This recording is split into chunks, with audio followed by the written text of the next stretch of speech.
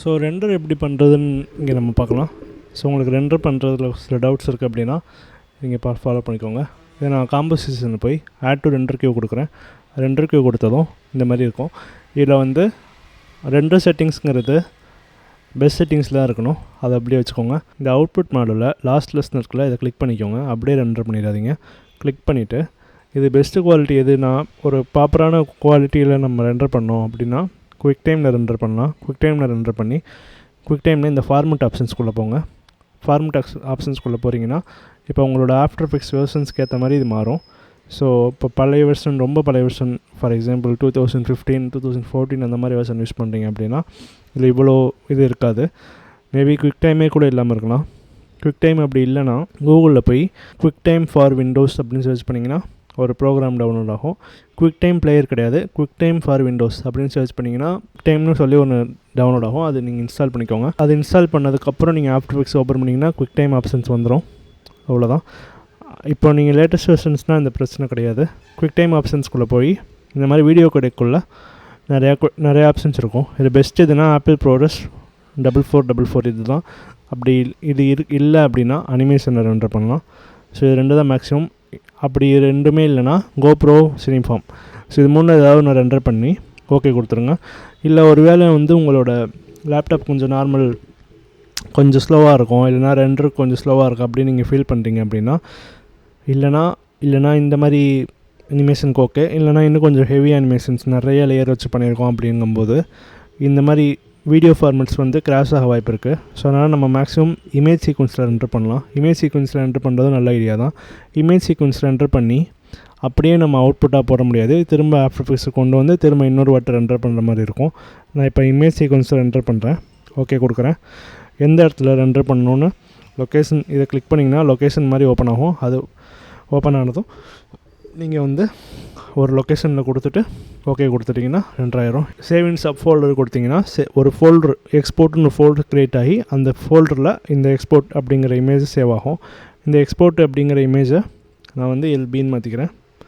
எல்பின்னு மாற்றிட்டு இதை வந்து சேவ் இன் சப் ஃபோல்டர் வச்சு எக்ஸ்போர்ட்டுன்னு இருக்குது. ஸோ இதை எக்ஸ்போர்ட் அப்படியே வச்சுட்டு சேவ் கொடுக்குறேன்.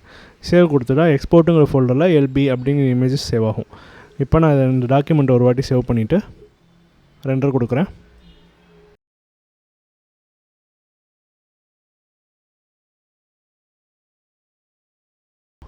இந்த பட்டனை கிளிக் பண்ணுங்கள். கிளிக் பண்ணிங்கன்னா இப்படி ஒன்று ஓப்பன் ஆகும். இது எந்த இடத்துல ரெண்டர் ஆகிருக்குன்னு காமிக்கும். இதை கிளிக் பண்ணுங்கள். கிளிக் பண்ணிங்கன்னா இப்படி ஓப்பன் ஆயிரும். இப்போ இதை அப்படியே நம்ம இப்படி செலக்ட் பண்ணி தான் இம்போர்ட் பண்ண முடியாது. அதனால் இதுக்கு ஃபோல்டருக்கு வெளியே வாங்க. இந்த மாதிரி இந்த இடத்துக்கு வெளியே வந்துட்டு இந்த ஃபோல்டரை அப்படியே ட்ராக் பண்ணி ஆஃப்டர் எஃபெக்ட்ஸ்குள்ளே ப்ராஜெக்ட் பேனலில் இப்படி ட்ராக் பண்ணி போட்டுருங்க.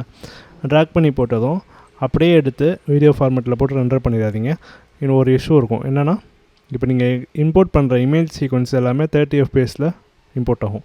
ஆனால் நம்ம ஒர்க் பண்ணியிருக்கிறது 24 FPS. உங்களுக்கு ஞாபகம் இருந்தால் 20 FPS தான் நம்ம வச்சோம். அதுதான் நம்மளோட ஒரு செகண்டுக்கு 24 இமேஜஸ் இருக்குங்க.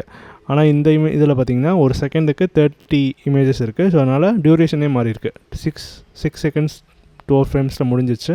ஆனால் நம்மளோட ஒரிஜினல் ஒர்க் வந்து 8 செகண்ட்ஸ். ஸோ அதனால் இதை ரைட் கிளிக் பண்ணுங்கள். ரைட் கிளிக் பண்ணி இன்டர்பிரட் ஃபுட்டேஜ் அப்படின்னு இருக்கும். இன்டர்பிரட் ஃபுட்டேஜில் மெயின் இருக்கும். மெயின் கிளிக் பண்ணிங்கன்னா இந்த மாதிரி ஒரு விண்டோ ஓப்பன் ஆகும். இதில் அஸ்யூம் திஸ் ஃப்ரேம் ரேட்டை 24ன்னு மாற்றிக்கோங்க. இல்லை எனக்கு எப்போயுமே வந்து இந்த மாதிரி இம்போர்ட் ஆகிறது வந்து 24 FPS தான் வேணும் அப்படின்னு நீங்கள் எதிர்பார்த்தீங்கன்னா எடிட்டில் ப்ரிஃபரன்சஸில் ஜென்ரல் மாற்றிக்கோங்க. ஜென்ரல் போனீங்கன்னா ப்ரிஃபரன்சஸ் ஓப்பன் ஆகும். இதில் வந்து இம்போர்ட்னு இருக்கும். இம்போர்ட்டில் சீக்வன்ஸ் ஃபுட்டேஜில் 30 frames per second இருக்குது. இதை வந்து 24ன்னு மாற்றிட்டா நெக்ஸ்ட் டைம் 24ல் தான் இம்போர்ட் ஆகும். 24ன்னு இப்போ நான் மாற்றுறேன். இப்போ நான் இதை இம்போர்ட் பண்ணுறேன் அகெயின். ஸோ 24ல் இம்போர்ட் ஆகிருக்கு. ஸோ இதுதான் அதோட கான்செப்ட்டு. நான் இங்கே வந்து மறுபடியும் நான் வந்து பழையபடி மாற்றிக்கிறேன். 30லே வச்சுக்கிறேன். ஸோ இப்போ வந்து இந்த 24 நம்ம சேஞ்ச் பண்ணியிருக்கோம். அதை தூக்கி ஒரு காம்போசிஷனில் போடுறேன். போட்டதும் இந்த மாதிரி வந்துடும். இப்போ composition add to render queue மறுபடியும் ஆக்சுவலி இப்போ ஆட் டு ரெண்டர் கியூ கொடுத்து நீங்கள் மறுபடியும் ஒரு வீடியோ ஃபார்மெட்டில் ரெண்டர் பண்ணால் தான் நம்ம வந்து அவுட்புட்டாக எடுக்க முடியும். இப்போ திரும்ப என் வீடியோ ஃபார்மேட்டில் என்டர் பண்ணணும். இப்போ இந்த வாட்டி வீடியோ ஃபார்மேட் ரெண்டர் பண்ணுறது ஈஸியாக இருக்கும். ஏன்னா நம்ம வந்து இமேஜ் சீக்வன்ஸை நம்ம ரெண்டர் பண்ணிட்டோம் ஆல்ரெடி. ஸோ இப்போ நம்ம ரெண்டர் பண்ணும்போது நம்மளுக்கு குயிக்காக இருக்கும். இப்போ இந்த அனிமேஷனுக்கு நீங்கள் இதையே நீங்கள் அப்படியே ரெண்டர் பண்ணியிருக்கலாம். பட் நான் இது வந்து ஜென்ரலாக உங்களுக்கு சொல்கிறேன். வேறு வீடியோஸ்க்கு நீங்கள் பண்ணும்போது உங்களுக்கு யூஸ்ஃபுல்லாக இருக்கும். அதுக்காக நான் அதை சொல்கிறேன். இப்போ வந்து ஆட் டு ரெண்டர் கியூ கொடுக்குறேன். கொடுத்தா இந்த மாதிரி ஆப்ஷன்ஸ் வரும். இதில் நான் போய் குயிக் டைமை செலக்ட் பண்ணிக்கிறேன். இதை கிளிக் பண்ணிங்கன்னா குயிக் டைம் இருக்கும். அது குயிக் டைம் செலக்ட் பண்ணி ஆப்பிள் ப்ரோரஸ் 4444 வச்சுருக்கேன். உங்களுக்கு அப்படி இல்லை அப்படின்னா சினிஃபார்ம் ஆர் அனிமேஷன் வச்சுக்கோங்க. கிளிக் பண்ணி எந்த இடத்துல லொக்கேஷன் வேணுமோ அந்த இடத்துல ரெண்டர் பண்ணிடுங்க.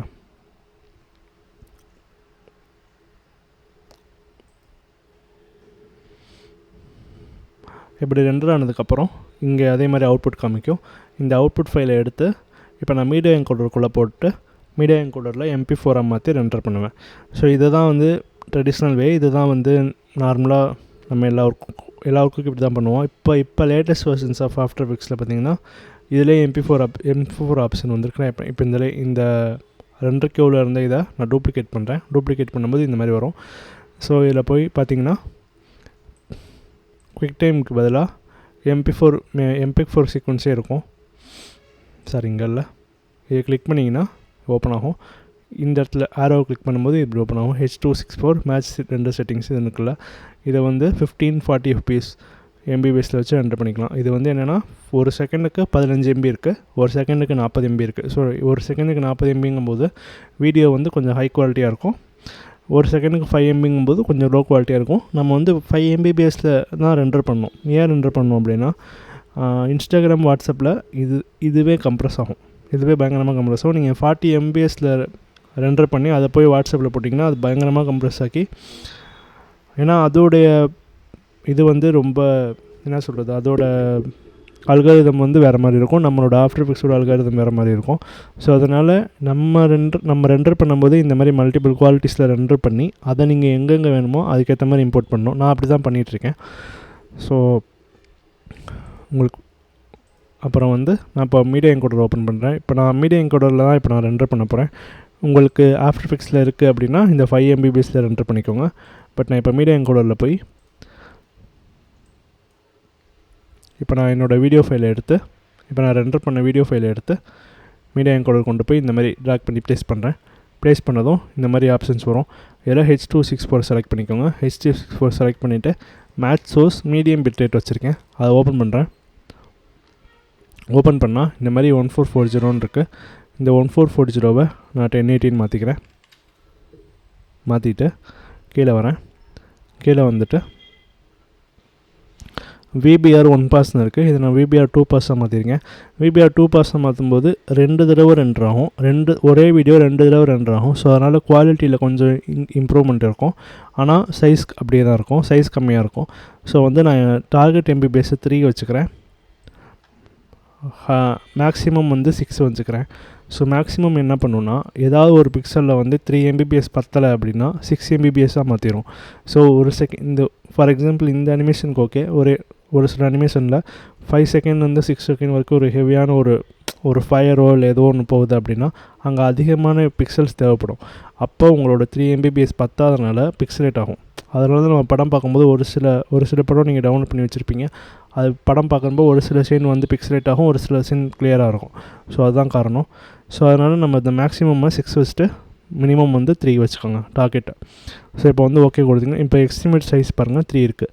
So 8 second 3 MB. So already ஒரு 2 MB 3 MBயில் இருந்தால் தான் நம்ம இன்ஸ்டாகிராம், வாட்ஸ்அப்பில் போடும்போது கம்ப்ரெஷன் ஆகி கரெக்டாக இருக்கும். ஸோ நீங்கள் ஹெவியாக போய் 15 இல்லை 10 அப்படியே வைக்கும்போது 15 20 வரும். ஸோ அது போய் பயங்கரமாக கம்ப்ரெஸ் பண்ணிடும். ஸோ நீங்கள் மைண்டில் வச்சுக்கோங்க. இதை நான் வந்து 7ல் வச்சுட்டு ஓகே கொடுக்குறேன். ஓகே கொடுத்தா இங்கே வந்து எங்கே ரெண்டர் பண்ணணும் அப்படின்னு ஒரு லொக்கேஷன் கேட்கும். ஸோ நான் எதை ஃபாலோ பண்ணுவேன் அப்படின்னா மேக்ஸிமம் இதில் போய் ப்ரிஃபரன்சஸில் பார்த்தீங்கன்னா நான் வந்து இந்த மாதிரி ஸ்பெசிஃபை அவுட்புட் ஃபைல் டெஸ்டினேஷன் இந்த ஆப்ஷன் யூஸ் பண்ணி என்ன பண்ணுவேன்னா ஒரே லொக்கேஷனில் என்னோடய மீடியா என்கோடர்லேருந்து ரெண்டர் பண்ணுற எல்லாமே ஒரே லொக்கேஷனில் சேவ் ஆகிற மாதிரி நான் இப்படி செட் பண்ணி வச்சுருக்கேன். ஸோ நான் எப்போல்லாம் இதை நான் ட்ராக் பண்ணி போகிறேனோ அதே லொக்கேஷனில் போய் சேவ் ஆகிருக்கும். ஸோ ஃப்யூச்சரில் வந்து எனக்கு ஒர்க்கை டக்குன்னு தேடும் போதும் இந்த மாதிரி இந்த ஃபோல்டரில் போய் நான் தேடினேன்னா எனக்கு ஈஸியாக இருக்கும். ஸோ அதனால் இந்த மாதிரி நான் ஃபாலோ பண்ணுறேன். இப்போ நான் ரெண்டர் கொடுக்குறேன். ஸோ இது வந்து பார்த்திங்கன்னா 2 தடவை ரெண்டர் ஆகும். இங்கே பார்த்திங்கன்னா அதுக்கப்புறம் இப்போ நம்ம ஃபைலோட அவுட்புட் 3 MBயில் இருக்குது. எனக்கு இது இன்ஸ்டாகிராம், வாட்ஸ்அப்புக்கு கரெக்டாக இருக்கும், ஃபேஸ்புக்கும் கரெக்டாக இருக்கும்.